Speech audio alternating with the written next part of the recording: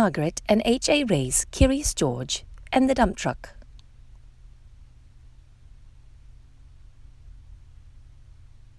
This is George. He lived with his friend, the man with the yellow hat. He was a good little monkey and always very curious. This morning George was playing with his toys when he heard a funny noise outside his window. It sounded like a quack. George was curious. What could be quacking underneath his window? It was a duck, of course. Then George heard another quack and another. Why, it was not just one duck. It was a mother duck and 5 small ducklings. Ducklings were something new to George. How funny they were. He watched the ducklings waddle after their mother. Where were they going? George was not curious for long. Soon he was waddling after Mother Duck too. Now he could see where they were going. The ducks waddled all the way to the park. George loved the park. Today he saw children flying kites and gardeners planting trees by the pond. Then George saw something he had never seen in the park before. It was a dump truck, and it was big. In fact, George was not even as tall as one wheel. George forgot all about the ducklings and stopped to look.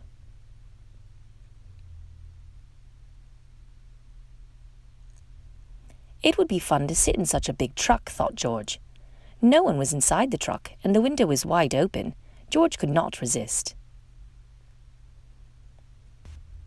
But sitting in a big truck was not so fun for a little monkey after all. George could not even see out the window. He was too small. If only there was something to climb on. Would this make a good step for a monkey?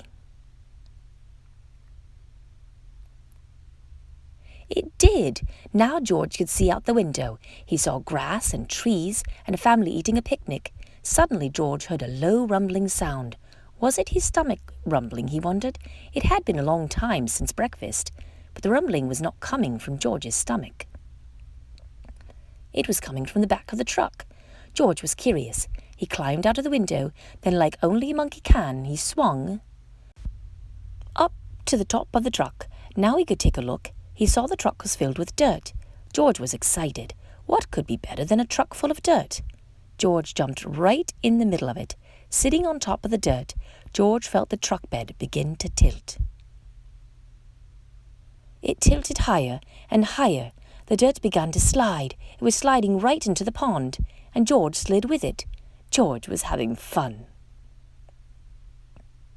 But the pile in the pond got bigger and bigger and bigger, and soon the fun was gone.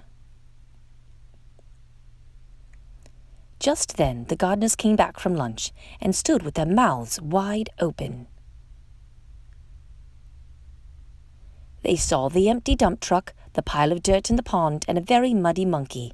They knew just what had happened, but before they could say a word, George heard a familiar sound. He heard more quacking. The gardeners heard it too. Then they heard people laughing. "Look," said a girl, "the ducks have their own island." Indeed they did. The pile of dirt made an island in the pond, and Mother Duck and all her ducklings were waddling right on top.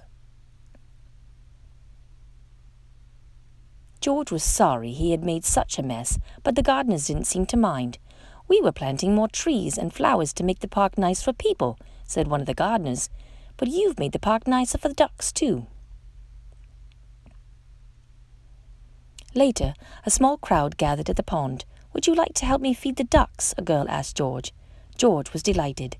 Soon everyone was enjoying the park more than ever before, including the ducks, who were the happiest of all in their new home. The end.